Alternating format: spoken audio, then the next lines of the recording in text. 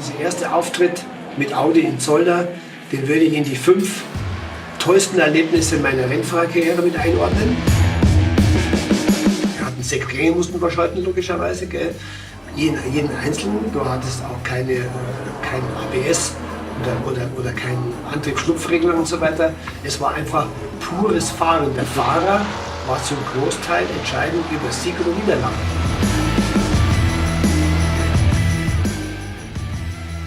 Und dann gab es einen Anruf vom legendären, Gott habe ihn selig, Professor Pirch, der mir dann mitgeteilt hat, Herr Stuck, wir fahren nächstes Jahr DTM. Da sage ich, ja, DTM, ja, was für ein Auto fahren wir denn da? Ja, mit dem V8. Da sage ich, na bravo, wir gingen mit dem großen, schweren Auto gegen die BMW und Mercedes. Hat gesagt, Herr Stuck, Obacht, Sie werden sich noch wundern, hat er gesagt. Audi fährt in beiden Läufen mit den 3 Autos auf die Plätze 1, 2, 3. Striezel auf Audi V8 Quattro ist deutscher Meister. Und recht hat er gehabt. Und dann ging es los. Wir hatten 1220 Kilo war unser Gesamtgewicht gegen 1040 Kilo von Mercedes und vom BMW, vom M3. Das war natürlich klar, dass die uns schon wegen dem Anbieter ein Strafgewicht aufgelegt haben, logischerweise. Aber du weißt, es war lieber nicht bei 1220 Kilo. Es kam noch Mordsgewicht dazu. Es gab 50 Kilo für jeden Sieg. Es ist, sagt Stuck, als täten sie uns einen Riesenkessel Weißwürst ins Auto stellen. Und manchmal, es war natürlich das ganze Jahr immer Diskussion, passt das Gewicht, ist der Audi zu leicht, was machen die da und so. Aber das war ja auch der Anreiz der Geschichte, eben verschiedene Konzepte gegeneinander fahren zu lassen. Wir haben ja nicht wie die Konkurrenz einen Heckflügel hinten drauf, also haben wir nicht so gern die schnellen Kurven. Und ich würde sagen, Zolder gehört in den Bereich der Strecken, auf die wir uns freuen, dass wir heute Rennen fahren. Wir konnten uns am Anfang schwer einsortieren. Wie ich dann die ersten Runden im Training gefahren bin und gesehen habe, dass wir zeitlich da ganz gut ausschauen. Wir hatten ja auch dieses Rallye-Sechsganggetriebe im Auto, was in der Rallye auch und dann auch in der Insa und Trensem gefahren worden ist. Das hatten wir drin. Wir hatten eigentlich nie irgendein Übersetzungsproblem, war immer der richtige Gang drin. Das Auto hat, was für mich wichtig war, sehr gut gebremst, sehr gut verzögert, war präzise zum Einlenken. Also ich habe mit jeder Runde eigentlich mehr Spaß bekommen, habe mich gefreut, dass ich das machen kann. Aber wir waren da ganz schnell Publikumsliebling. Und Sie hören uns vielleicht über die Außenmikrofone stehende Ovationen, wenn der Audi in die Start- und Zielgerade kommt. Ja, ich habe mich auf den Start schon in der Einführungsrunde gut konzentriert, habe schon gewusst, ich stand da Gott sei Dank links auf der Innenseite. Der Ludwig hat von rechts nach links rübergezogen und hat den Sopa praktisch eingeklemmt. Und der hat dann mich getroffen. Also ich will jetzt da mal keinen Absicht unterstellen, das ist einfach ein Rennunfall, der passiert ist. Der hat mich dann hinten getroffen, da sieht man, wie das Auto schon ganz schön quer steht. Und was das Problem war, dass die Felge beschädigt war und die Spur verbogen war. Da dachte ich mir, das ist ja kruzifix, das gibt es doch nicht. Schon vor der ersten Kurve was es da gerumpelt. Ich habe das dann gleich gemerkt. Musste an die Box fahren. Und da war der erste Lauf schon mal auf gut Deutsch im Eimer. Gell? Aber was dann wieder das Glück war, dass die Spurstange nur verbogen war. Die Felge konnten wir wechseln und ich konnte wieder rausfahren. Ich muss mich wahnsinnig aufs Auto konzentrieren. Das Auto ist krumm. Seitdem mich da der Sopa angerempelt hat, das Lenkrad steht so nach links. Das Auto fährt sich recht abenteuerlich. Aber dank Quattro-Antrieb immer souverän dabei. Es gibt nur eins volles Rohr, da kann man schon noch weiter vor, keine Angst. Und ich konnte noch mal von hinten noch mal versuchen, leicht aufzuholen. Hans-Joachim Stuck ist 17. im Moment durch diese. Und Stuck immer weiter nach vorne. Und hier kommt Stuck. Greift Leopold von Bayern an und locker bewältigt. Ich habe dann in der ersten Runde 4 Plätze gut gemacht. Das habe ich mir gestern noch mal angeschaut. Ich kann mich schon noch erinnern, wie das war. Weil du hast dann gemerkt, wo der Vorteil in meinem Auto lag. Der lag zum einen ganz klar in dem maximalen Aufbau des Grips dank Quattro, weil ich habe gemerkt, ich konnte früher aufs Gas gehen, wie die Leute vor mir. Und damit hatte ich dann am Kurvenausgang mehr Schwung, den ich dann auf der Geraden nutzen konnte, mich daneben setzen und die Leute auszubremsen. Ja, das ist nicht zu fassen. Das schaut sich einer an. Ein bisschen so mein Markenzeichen, also nach dem Motto quer ist mehr. Das habe ich gleich von meinem Vater auch gelernt, der auf dem Autounion da den Berg mit immer quer den Berg raufgefahren ist. Ob das jetzt wirklich immer schneller war, das weiß ich nicht. Aber auf jeden Fall mega spektakulär. Und ich werde nie vergessen, am Anfang meiner Karriere, wenn noch mein Vater dabei war, bei vielen Rennen, hat er immer gesagt, Bubele, du darfst nicht so viel quer fahren. Das kostet Reifen und Zeit. Da habe ich gesagt, gut, mach ich. Dann habe ich da, wo der Vater geguckt hat, bin ich dann nicht quer gefahren und den Stellen, wo nicht kommt, man will, wieder quer gefahren. So verrückt waren wir halt. Erst hat man im ersten Lauf von 90.000 Zuschauern gesprochen und dann, wie der zweite Lauf anfing, hat der Rainer Braun das korrigiert und sagt, wir haben jetzt nachgeforscht, es waren 100.000 und vor allen Dingen, es gingen die Eintrittskarten aus. Das musst du mir vorstellen. Also das habe ich dann nie mehr erlebt, dass wir in einem Rennen die Eintrittskarten ausgingen. Der Stimmungslage hier gesehen, eines der schönsten Rennen der letzten Jahre. Dann kam ich in diese BMW-Dreiergruppe, die vor mir war, mit Cecotto, Winkelhock und Soper. Und der mit einem am anderen geschnupft, da ist einer noch rausgefallen, glaube ich. Und plötzlich... Und da haben wir Stuck, an dritter Position. Zack, die war auf Platz 3, stell dir vor. Und da jeder hat gemerkt, wie die Leute dann gejubelt haben, sich gefreut haben und so. Das war natürlich für uns der perfekte Einstieg, weil wir konnten erstens mal 2 Renndistanzen durchfahren, wir konnten daraus lernen. Es war toll für die Marke Audi dort einzusteigen, es war ein tolles Rennen für die Zuschauer. Es war mega für mich, ich vergesse nie, wie ich dann in die Boxeneinfahrt rein bin, zum ersten Mal schon halb aus dem Auto raushing und gejubelt habe und die Leute sich gefreut haben und auch dann von der Box empfangen worden bin, schon allen in den Armen gelegen. Also es hätte wirklich nicht besser laufen können und wie ich mir gestern noch die beiden Rennen mal angeschaut habe, ich gebe ganz ehrlich zu, die letzte Viertelstunde hatte ich wirklich nochmal Gänsehaut, das war wie zurückversetzt in diese mega tolle, geile Zeit. Und ich bin natürlich total happy, Audi hat eine super Arbeit geleistet.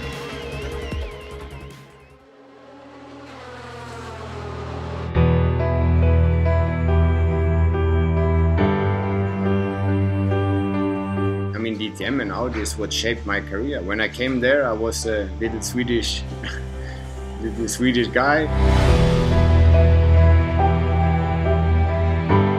I mean, back then it was really the coolest category by far. So rear-wheel drive, V8, really extremely loud.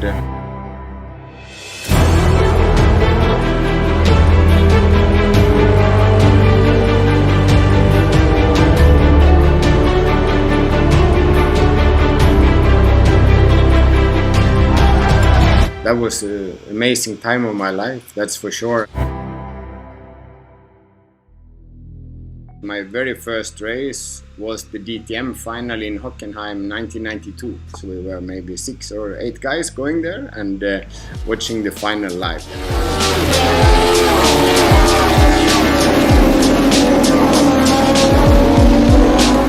My big hero back then was Jockel Winkelhock in the BMW M3. So he was my star, and I mean, I always had a dream far away, but it was not that I woke up every day and say I will be a DTM driver, because it felt so far away from my reality.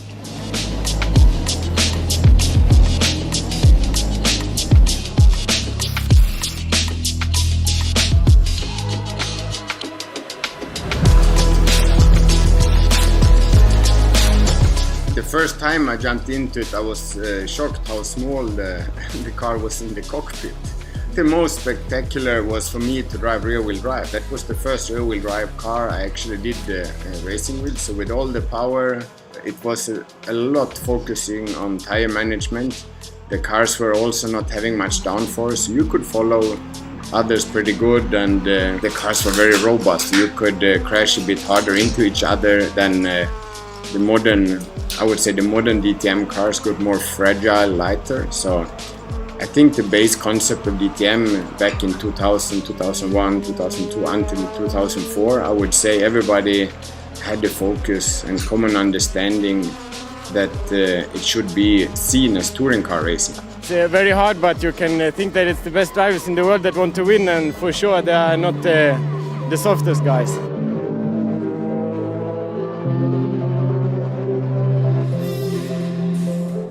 I was struggling a lot with the heat in the cars, that it was long races, physical. I were not fit enough 2001 to take care of it. So I would say my homework after 2001 to 2002 was a lot of hard training.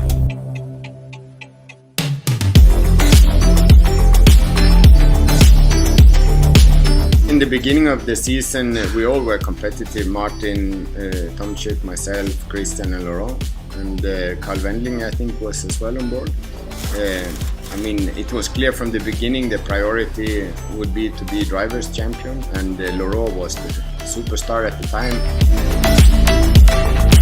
Den letzten 1,5 Kilometern des Rennens Dutzend Teichkehre. Was macht Aiello? Geht innen durch. Aiello innen vorbei. Und das Unmögliche geschieht. Er gewinnt das Rennen vor Bernd Schneider.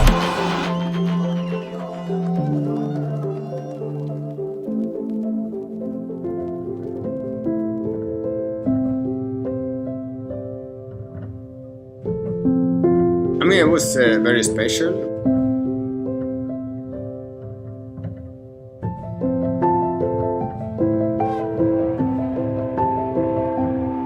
When I won the race, it was also meant that Laurent won the championship, so it was a double reason to celebrate.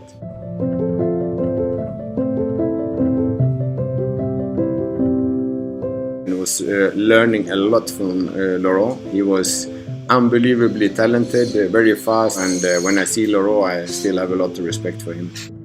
I don't know. I am somewhere else. I think I am together with my grandfather, which died this year, and this title is for him.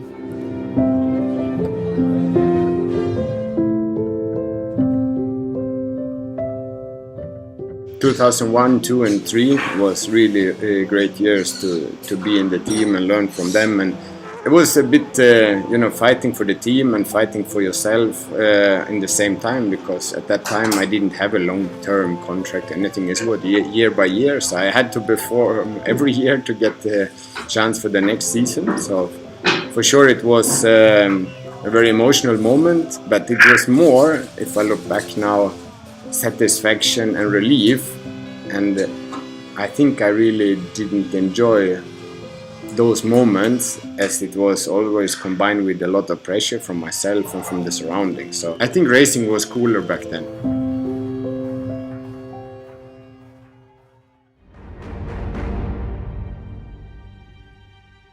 That was the car I really loved to drive. And that feeling will be with me for a very, very long time. When things are all right and you can just jump in and the car fits like a glove. For me it was a bit more pure racing than the new DTM became.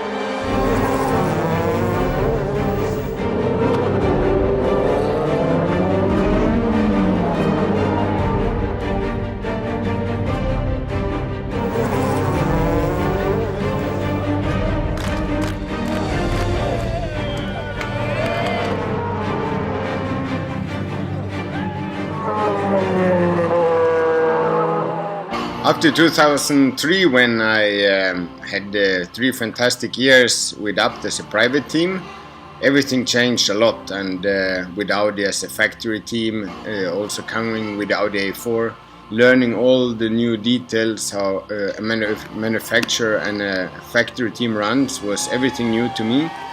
New teammates with Tom Kristensen, Biela and Piro, and also just as a team came in, and we felt the pressure was raising, and Abt and myself, we were definitely giving everything we could to be really the front runners, and it showed very fast during testing and also in the beginning of the season that we were on the right path, and I felt really confident in the new A4. It was a big change in car, especially I remember the first time I drove it, the center of gravity was much lower and the downforce was more.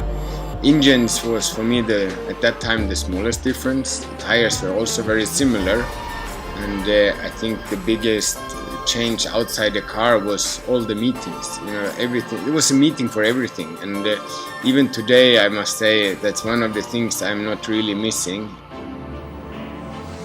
Very soon I understood that if I can keep this running, we will be a championship contender, and especially at the first races of the season we had a good chance and we did a good job. So for me that was the key to the success of the year. Mattias Ekström of Sweden. For me the biggest or the first big weekend of my DTM career was definitely in Adria in Italy. And a famous victory for the Audi A4, Mattias Ekström.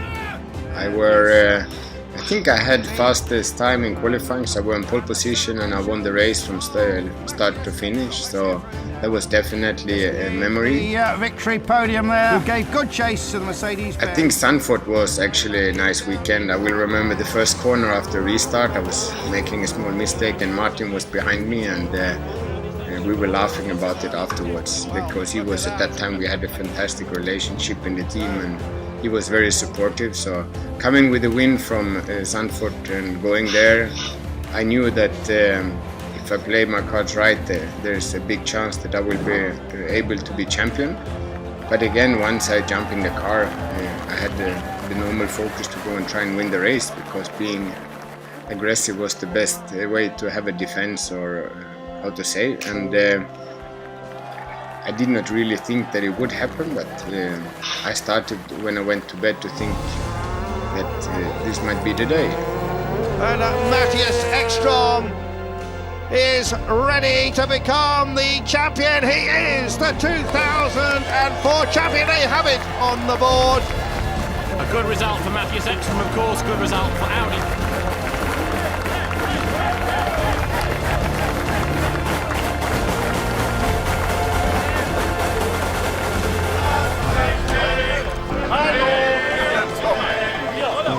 I think that is one of the funniest stories of that weekend, because the up guys, they were famous for being crazy, and they made a bandana and the swimming pants, and everybody was there, and I was pale white, as I am still today. So it's a bit from the Nordic country. The sun is not out so much and the temperatures are low, so you don't really go on the beach like the Italians and the Spanish and the Germans do. So, but that picture was for sure meaning a lot of. There was a lot of happiness in that picture. I think that time DTM were at, I wouldn't say the very peak, but definitely the very highest level. And with all the guys that joined, the status of the series for many fans, media, friends was probably the highest. If you like it or not, Formula 1 guys, they were none really rocked DTM, and I understand why, because it's so different to what they did. But for DTM and making DTM such as popular series, the Formula 1 guys contributed a lot, and for me that's something which I really think DTM should be happy for.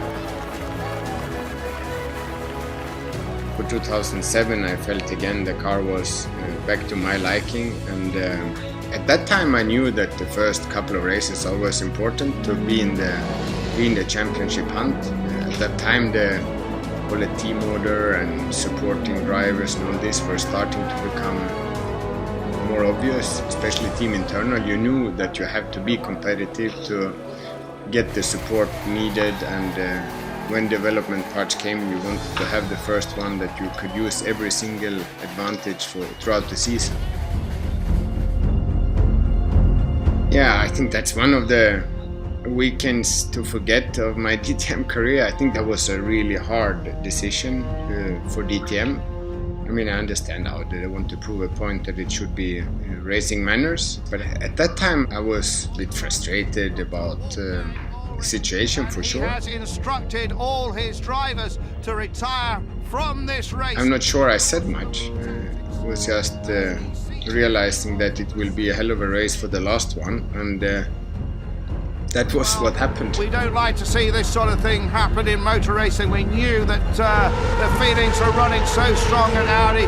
They thought that they had been taken out right from the early incident. I think the last race was special in many ways. You know, the battle was up, and I knew what I had to do in terms of points and positions compared to Martin and Bruno, but I think Martin had an accident already in lap 1, as I remember, and then I knew what I had to do against Bruno that would make me champion, but I didn't feel too good either, because when you are racing 100% freely versus you are racing with some mathematical mindset, so in the end I knew what I had to do, but it's awkward when that is trying to manage the situation. So it wasn't that much pleasure, it was a bit more, should I say, maybe a bit more of relief. And Mattias Ekström wins the DTM crown for the second time in his career. For Audi, Mattias Ekström is the DTM champion. The weeks after I enjoyed that one more. That was the car I really loved to drive, and that feeling will be with me for a very, very long time. When things are all right and you can just jump in and the car fits like a glove. And also for me, the tire management, how you had to do it was very different compared to today, and also the way of racing. There was no DRS. And, for me, it was a bit more pure racing than the new DTM mechanic.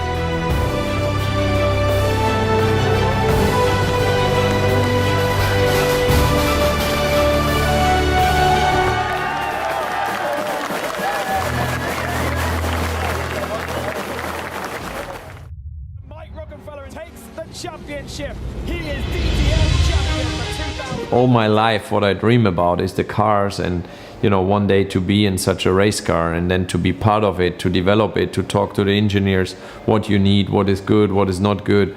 That's of course exciting when you see the first drawings of a car, and then finally to have a car ready in the pits to roll out. I think that is what makes it so special. So here we are, packed grandstands at Hockenheim for the start of the 2012 season. The new era of the DTM with the new, exciting, highly technological cars. BMW are back and excitement all around. Michael Schumacher is here. For me, 2012 obviously was a big restart or a big start, because all of a sudden you have a new brand joining. And to be honest, even though I'm an Audi driver, BMW is a great brand. So I like that period. That for me was the real start of my DTM career. And DTM, after being so long with the A4, and then have this new chapter and a new toy, the first time you drive, even doing the seat, new cockpit, I mean, that's so special.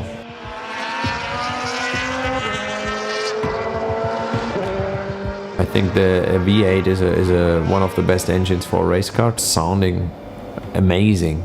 We had two exhaust pipes, like one on the right hand side, one on the left. It was super noisy in the car, outside, and engines were revving up and roaring, and I still get goosebumps when I think about it. Try and load the car up against the clutch on that handbrake, try and simulate a launch control, and it's go! And look at Tomczyk coming out, but brilliant start there by Mattias Ekström, Mike Rockenfeller. Guess what? The first race was there. We were believing that we have a strong package, and our eyes were pretty open. BMW was super strong. It was a tough season. We couldn't win the title, but we developed throughout the year. This is what I always loved in DTM, and especially in Audi. We never gave up, we kept fighting, we improved, and I think, to be honest, we can be as a team proud of the achievements we had back in the day also. A great deal of success, remember Mike Rockenfeller.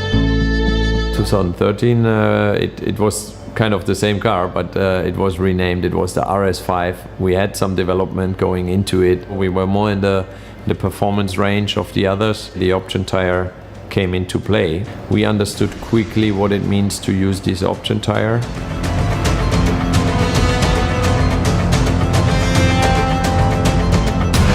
Second race of the season, first victory for the RS5 DTM. It's crucial to be early in the season in front, to have a good rhythm, to have a flow.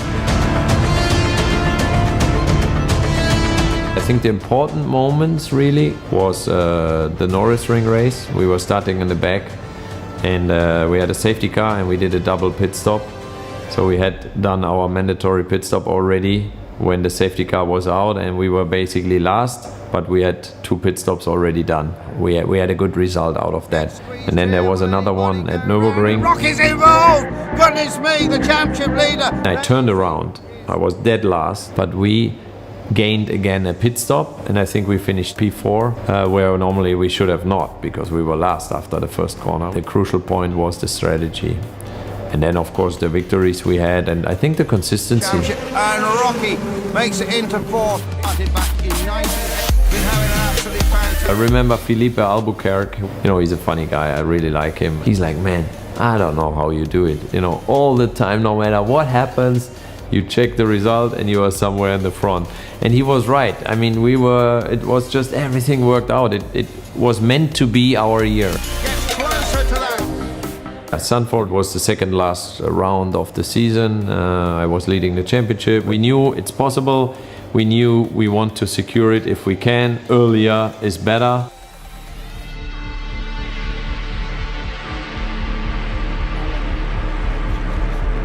So I was focusing a lot on the start and maybe focusing a bit too much. I was nervous. I was on the line. I was watching, preloading the clutch. And then it was forever red. We're ready to launch, start them the best we can off the handbrake. My clutch was closing and closing and closing, and the car wants to go. And that particular moment where it's the most important in your championship probably, you make that mistake. She's now and off they go. And Rocky makes a good start. The moment I released the clutch, the light went off. They were looking into it. So I thought I did a jump start because I went and I decelerated again, which is the most stupid you can do because once you go, you go. And then on the radio, my engineer came and said, we are under investigation for a jump start. Rockenfeller under investigation for a jump start. It was very, very tight.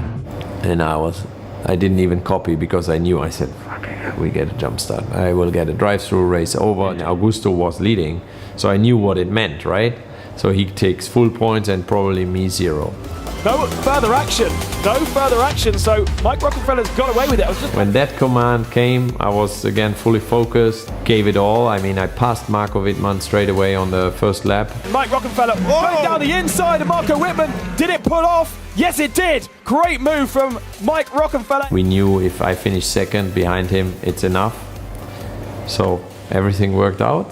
And when I crossed the start-finish line, or the finish line basically, it was a very cool moment. A lot of pressure went off my shoulders. Mike Rockenfeller in second position takes the championship. He is DTM champion for 2013. Down at Phoenix, they're celebrating.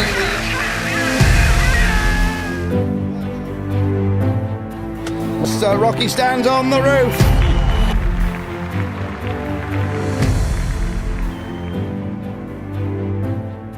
We were just celebrating hard, and it was a good night. My wife flew in. A lot of guys from the paddock came. It was back in the day. I think it was a bit different than nowadays, to be honest.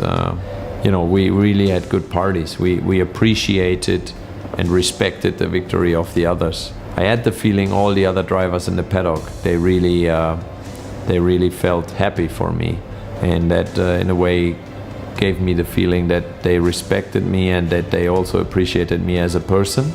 That was just a perfect day.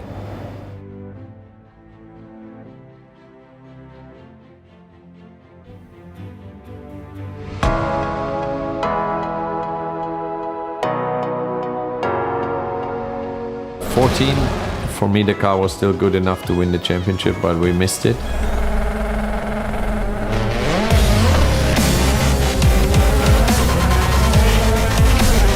Personally, myself, I suffered a lot in the years I didn't win. I think the package was good enough in 14 to win. We were just not good enough to bring it together like in 13, and we finished, I think, Eki second in the championship and me third. But we were not happy, and there you see how things change.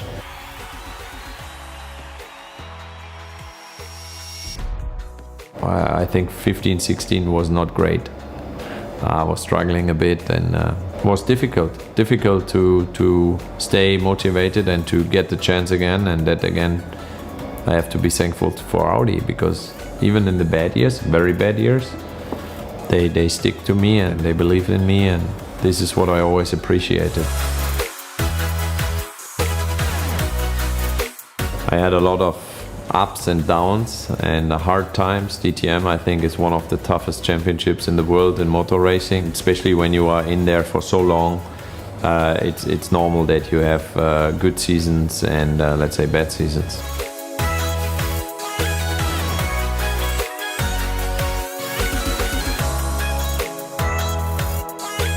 I think one day I need to just, sit on my couch and watch all the races again, because some stuff after so many years, you just forget. But this man came up to take the championship trophy. Mike Rockenfeller, after 7 seasons of trying, is finally the DTM champ. A well-deserved winner after a very tough season.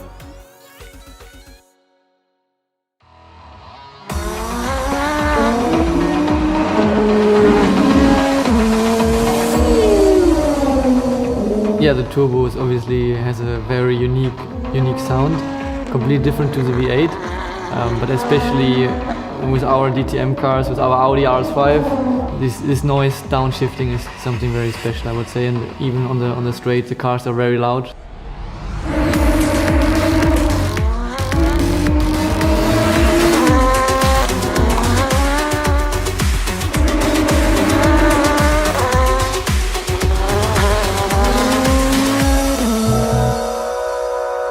I started 2003, 2004, championship called Formula BMW. I went to Polo Cup, Seat Cup, Porsche Cup, and they were all part of the DTM basically. So this was always my goal, to be one day in a DTM seat with Audi. And yeah, we worked for that very, very hard and very long. Yeah.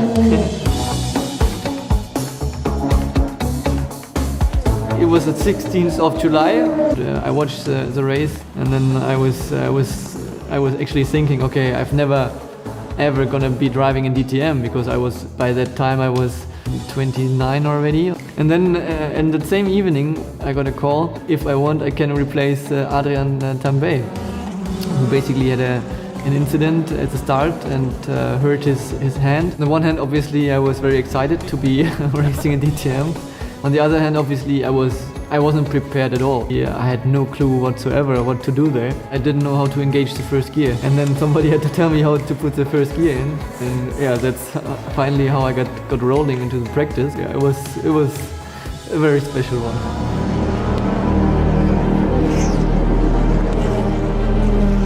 I would say the DTM weekend in Hockenheim was my promotion for a full season seat.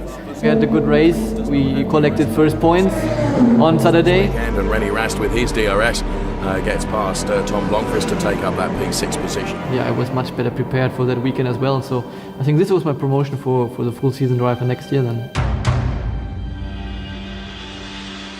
It was always my main target to be in DTM one day.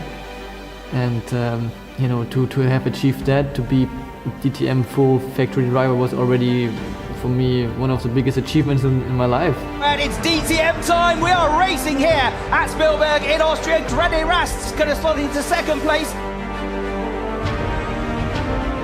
And it's René Rast that wins here at Spielberg. It's fence off René Rast. Rast loses the place though to Wittmann. The whole season was an up and down season. Time in DTM, you take it, you win! And is René Rast sliding against that concrete? René Rast involved in that. René Rast is about to go third. Could he be the DTM champion this year? Clean exit, can he? Yes, he can! René Rast, the winner's trophy! And I went to the weekend and said, I just do my best. Let's see what happens. Finishing in the top 3 of the championship, that's more than we ever expected. And then everything just came together. Jamie, Mattias, Mike, they had, just some bad luck. They had penalties. The pace wasn't there for some of them. Yeah, I mean, I tried to keep my head down and keep my head cool, because I knew that we can win the championship in the last race. 5 lights now. Let's go racing.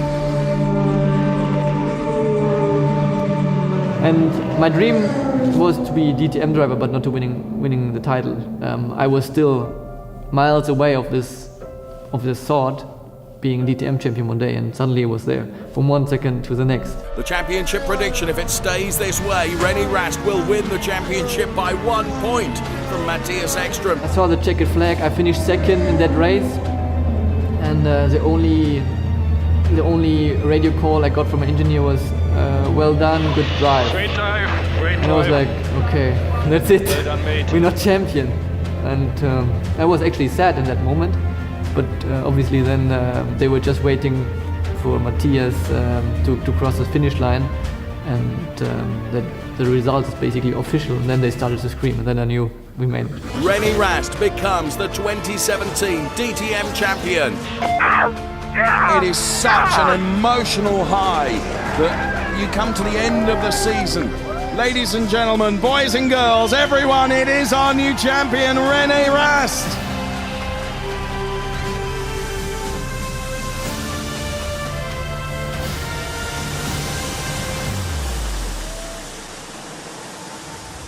2018 was a tough one, especially the beginning. I would say we weren't there. We hadn't had the pace. And on top of that, we also had in Launsring this accident, which basically threw us all even further away. And it goes, look at that, not only does it go over. Oh, there he is. But somehow the season completely changed at one point, and we picked up pace, and we started to fight for podiums. All of a sudden we won the first race in Zandvoort. Yeah, and then we had this incredible 6 wins in a row journey, which I would say was one of the best of my life. Yeah, baby! Yeah! History!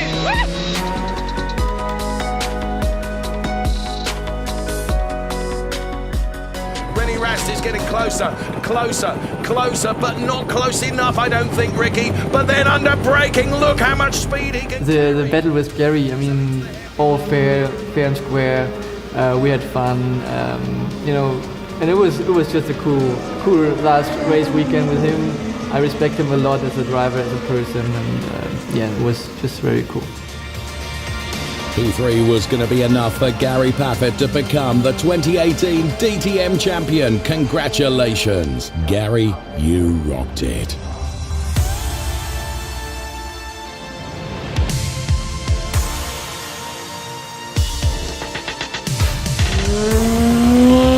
Driving the car the first time on, I think, a test track, and basically going flat out, I straight away felt that, wow, this car has so much more power, and it's such an incredible machine. Even though the engine is so small, it had so much power, and I remember those vibrations were completely new, and every little screw or a piece of the car was affected by the vibrations. Also, your whole body is vibrating, your hands are vibrating, your whole head is vibrating, as well as the windscreen is vibrating. Everything is just vibrating. After 1 hour of driving, you feel that if you're jumping out of the car, even like 10 hours after, you can feel your hands vibrating slightly. But it's a cool feeling.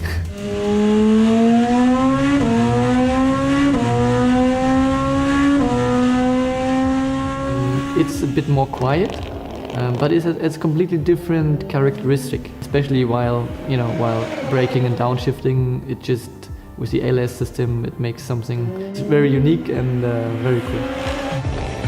DTM for 2019.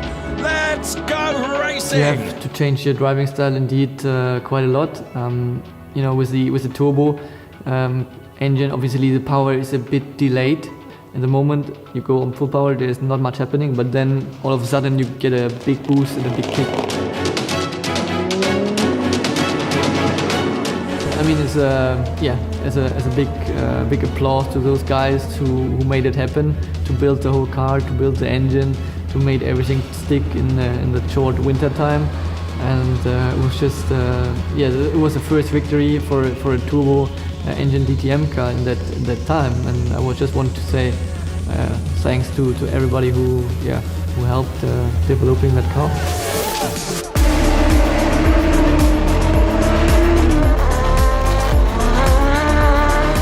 Yeah, the 2019 season was a bit of a roller coaster as well. We knew we had the pace because in Hockenheim, I was second in the first race, and we had a technical problem. I won the Sunday race, and this basically continued almost till halfway through the season. And so the championship stayed pretty close in the beginning. And then one day, basically, Nico joins the party, Nico Müller. In the DTM Championship for 2019 as the first race of two at the Nürburgring got underway, and it was a really ambitious start from Nico Müller. Yeah, we knew obviously that Nico was a big threat for the title, but somehow he had a very bad weekend at the Nürburgring. Nico Müller then made an early trip into the pit lane to serve that drive-through penalty.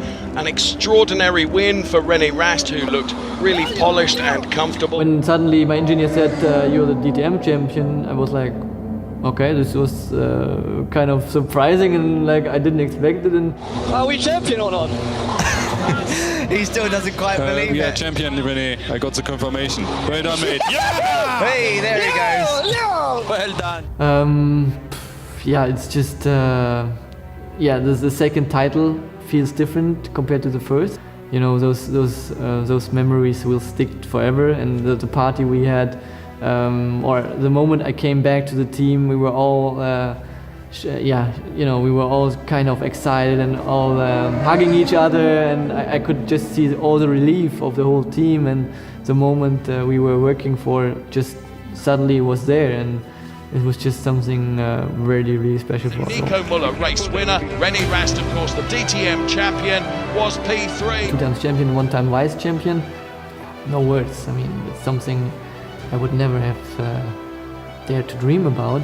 It feels like I just started my DTM career like yesterday, and now it's already my 4th year.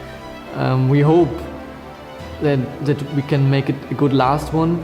I personally, I will try to enjoy as much as I can, and just suck in every moment, because it's gonna be the last one for Audi Sport, for myself with Audi Sport and DTM. So I try to put the pressure a little bit away. Maybe also not. I mean, obviously I want to win, I want to focus on winning, but maybe I focused a bit too much on winning the last years, and I couldn't really enjoy the racing, and this year I might try to enjoy it.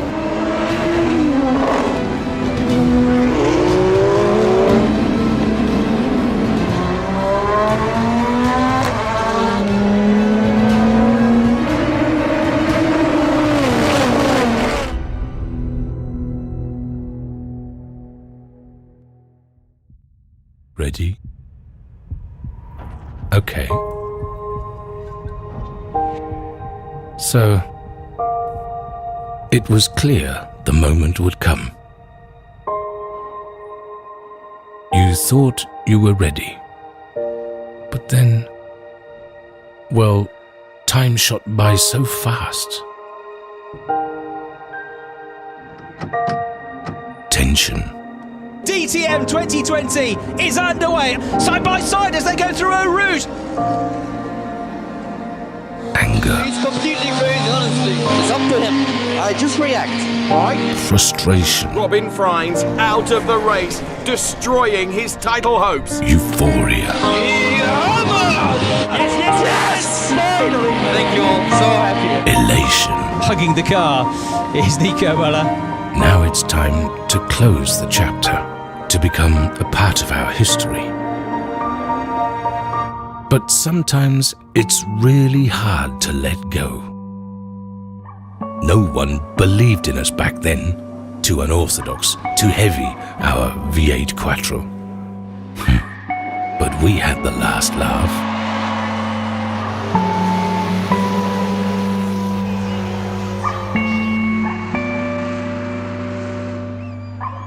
Do you remember this cute misfit? At first they were bemused, but then the underdog defeated the legend. Laurent and the young Swedish guy. Epic. Mattias Ekström wins. It's the title for Laurent Aiello. A new car, a new era. The Audi A4 DTM. Champion Mattias Ekström. Crazy times when naked Swedes danced through the paddock. When it was all about Audi versus Mercedes. Ekström just takes it from Gary Paffett. And Mattias Ekström wins the DTM crown for the second time. And everyone versus Mr. DTM. Heroes leave the stage and new ones rise up. Timo Scheider is DTM champion. a defending champion. Thank you, Timo. We had our bad moments, just like you. We sorted that out. And a touch of magic with a so-called year-old car. Sensational title for Martin Tomczyk. Looking back, it was much more than driving in circles. For us, every single person involved and every fan made it so special.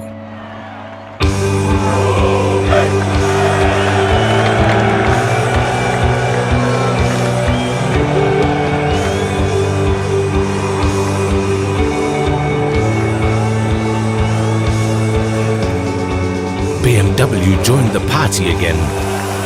A new page opened with the Audi RS5 DTM. Rocky rocked it, consistent, never giving up. Well deserved. But the DTM is also about failing, bad luck, and sometimes injustice. Oh, Jamie. It just wasn't meant to be. I can't hear you guys. And Edo, we're sure it still hurts being robbed of those points. And then along comes this guy. Snatches the DTM title away from a legend in the very last race. How cheeky. And rises to fame himself. The fight between these two has been an absolutely epic. Gary Paffett gives the thumbs up to René Rast. A fresh heartbeat, a new sound, the turbo.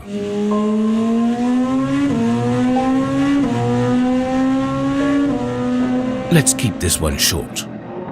No one has ever been so successful. Our entire team was simply unbelievable. BMW, we know it wasn't easy, but you fought like dragons till the very end. Respect. And now, here in front of these empty grandstands, so many great memories.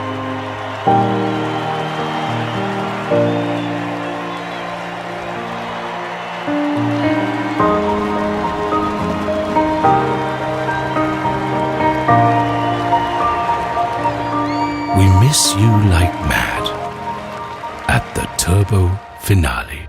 Welcome along everybody to the title deciding weekend of DTM 2020. And here at Hockenheim, round 17 of DTM 2020 gets underway. He's going to attack on the way to the first corner, side by side, bit of contact out wide goes René Rast. This is the battle for the championship, and this is really a visual depiction of how close these two drivers have been for the last two seasons.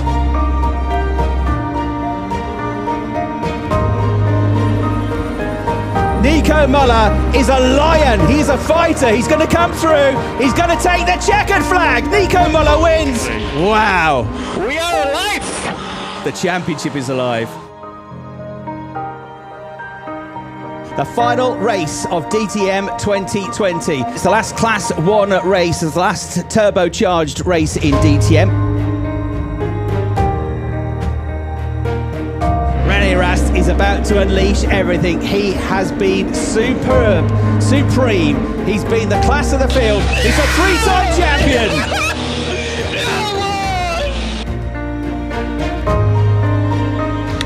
Great man. Thank you, René. Thanks.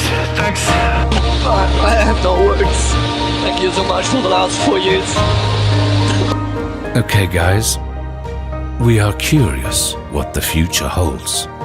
Let's wait and see.